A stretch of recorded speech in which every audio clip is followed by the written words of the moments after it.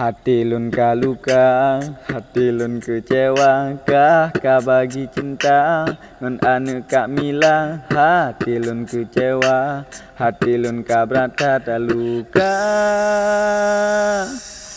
Panejen yang tamong lam tubuh kang, hingga kah katinggai ulun di sino melumo hana lagi nyan pukus kupi bila jari jirku masalah, hingga kah kaplung katinggai long sidro nyan pelang jari atra digalang.